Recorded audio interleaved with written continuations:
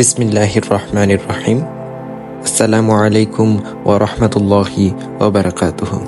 আমি আহমদ তোহা, দি মুসলিম rider. So আপনারা যে বাইকটা প্রথমে দেখলেন সেটা হচ্ছে আমার একজন শ্রদ্ধেয় বড় ভাইয়ের বাইক। তো ভাইয়া রিসেন্টলি একটা অ্যাক্সিডেন্ট করছে, বাইক অ্যাক্সিডেন্ট।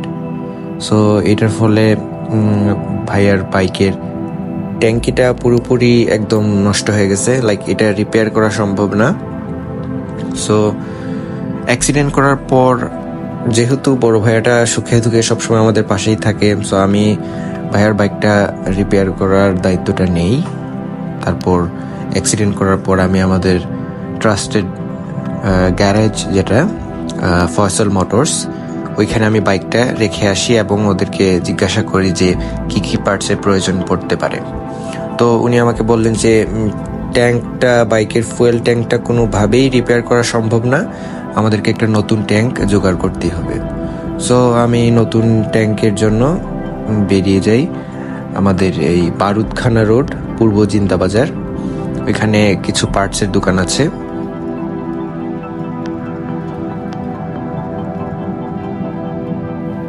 আসলে সময়টা তো দুপুরবেলা, অনেক বেশি জ্যাম ছিল, আর আজকে প্রচণ্ড গরম ছিল বাইরে রোজা রাখা অবস্থায়। তারপরও আল্লাহর রহমতে আস্তে আস্তে আমি বারুদখানা পূর্ব জিন্দাবাজার পার্টসের দোকানে যাই। আর সামনের ভাইয়ার জিক্সার SF এর ক্যারিয়ারটা আমার খুব ভাল লাগে। আসলে জিনিসটা খুব আই ক্যাচিং, আমার কাছে খুব ভাল লাগছে। আর সামনের স্টারলেট সলিলটা, হ্যাঁ আই গেস স্টারলেট সলিলটাও খুব ইউনিক এক কালারের, ভাল লাগছে।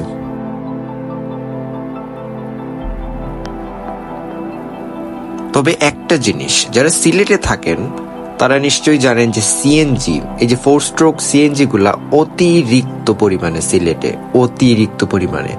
আপনি যদি বাইরে গেলে 100টা গাড়ি দেখেন, তার মধ্যে কিন্তু 80টাই থাকবে সিএনজি 4 স্ট্রোক।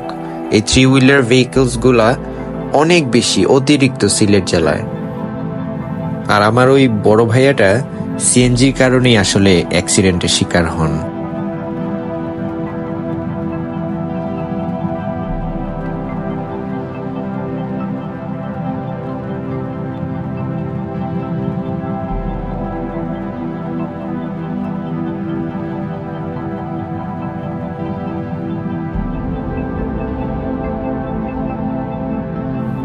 তারপর আমি ওইখানে পার্টসের দোকানের মধ্যে যাই। আমাকে ফয়সাল ভাই, ওই যে গ্যারেজের ভাইয়াটা, আমাকে বলে যে অভিসার অটোজ ওইখানে চেক করে দেখার জন্য যে ফুয়েল ট্যাঙ্কটা পাওয়া যায় কিনা। কিন্তু দুঃখজনক হলো তারা ফুয়েল ট্যাঙ্ক রাখে না। 1,15,000 2 বছর আগের গাড়ি ভাইয়া। 2 বছর আগে? জি জি, পরিষ্কার রাখি, পরিষ্কার রাখি। জি জি, এক্সট্রা পাইজর লাগাইছিস না? না না, কিচ্ছু নতুন না, একদম বোন স্টক।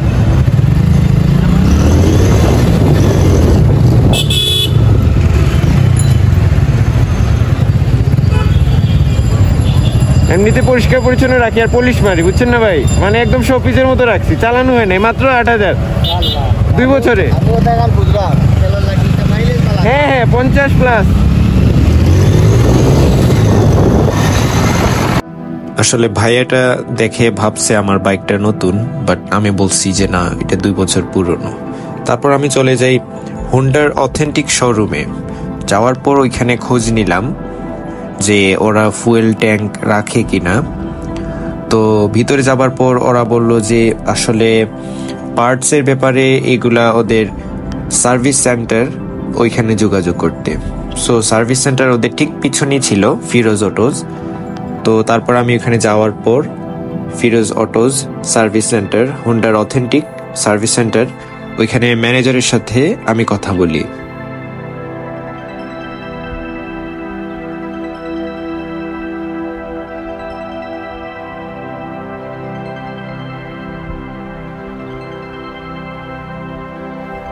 তবে দ্য ব্যাড নিউজ ইজ, তারা ফুয়েল ট্যাঙ্ক আনায় দিতে পারবে, তবে তাতে বেশ কদিন সময় লেগে যাবে এবং তাদের প্রাইসটাও ছিল অনেক।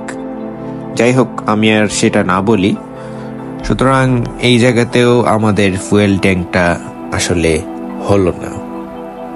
এই জায়গা থেকে বেরোনোর পর আমি আমার আরেকজন বড় ভাইয়া নিব্রাস ভাইয়াকে ফোন দেই যে আমি তো ফুয়েল ট্যাঙ্কটা কোথাও পাচ্ছি না।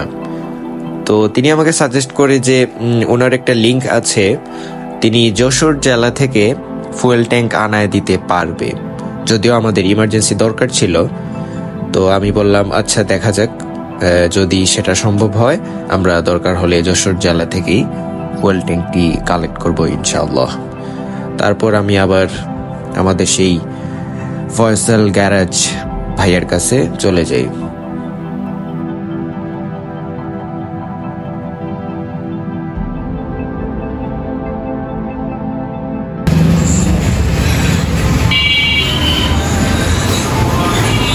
ফোনটার গেছিলাম অথেন্টিক শোরুম, দাম কত করে জানেননি? 30,000 টাকা। এখন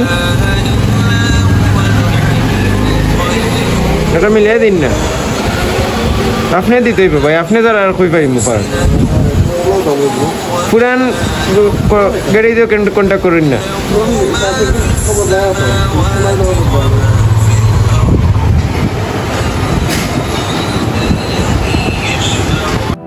কি আর করা, তারপর শেষমেশ বাসায় ফিরে গেলাম। আর এখন আপনাদেরকে রহস্যটা বলবো যে আমার বাইক 2 বছর পুরনো, তারপরও কেন মানে মানুষজন দেখলে মাশাআল্লাহ তারা জিজ্ঞেস করে যে বাইক নতুন কিনা। মূলত কাহিনী হচ্ছে এটা আমার এই বাইকটা আমাকে আমার আম্মু গিফট করে,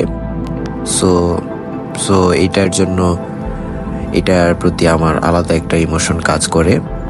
আর হ্যাঁ, আমি অলওয়েজ বাইক ডাবল স্ট্যান্ড করে রাখি, আমি এটা হাইলি রেকমেন্ড করি, কেননা তাতে করে ইঞ্জিনের ভিতরের মোবিলটা একটা লেভেল থাকে।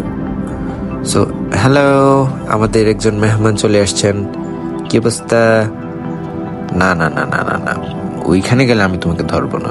যাই হোক, সো হ্যাঁ, কাঁথা, আমি অলওয়েজ আমার বাইক কাঁথা দিয়ে ঢেকে রাখি। আর এই যে প্রতিবার যখন আমি বাইকটা গ্যারেজ থেকে বের করি, আমি প্রতিবারই ধুলোটা প্রথমে ঝেড়ে ফেলি, তারপর আমি মোছা দিই। কেননা আমরা যদি বালু সমেত বাইকটাকে মোছা দিই তখন বাইকের মধ্যে অনেক স্ক্র্যাচ পড়ে যায়। সুতরাং কখনোই বালু না ঝেড়ে মোছা দিবেন না, তাতে করে আপনার বাইক যতই পুরনো হোক মানুষ জিজ্ঞাসা করবেই, ভাইয়া বাইকটা কি নতুন? কালারটা তো জোস, মাশাআল্লাহ, আলহামদুলিল্লাহ। মোছামুছির পর ঢেকে দিলাম আমার সোনামণি বাইকটাকে একদম চাদর দিয়ে, ভালো করে কাঁথা দিয়ে, একদম ফ্রেশ। এবারেতে মেহমানকে ওনার বাসায় দিয়ে আসতে হবে। এটা আসলে আমাদের বাসার 4 তলার একটা ছোট ভাইয়ার মুরসালিন বিড়াল, সে বিড়ালটাকে মুরসালিন তো হয়তো বা গ্যারেজে কিভাবে চলে আসলো আমি জানি না, তো আমি তাকে তার জায়গায় আন্টি আমি আল্লাহ তাআলা আমাদের সবাইকে ভালো রাখুন। সবাই আমরা হেলমেট ইউজ করি যখন বাইক রাইড করব। আল্লাহুম্মা ইন্নাকা আফুউন তুহিব্বুল আফওয়া ফা'ফু আন্না। আসসালামু আলাইকুম ওয়া রাহমাতুল্লাহি ওয়া বারাকাতুহু।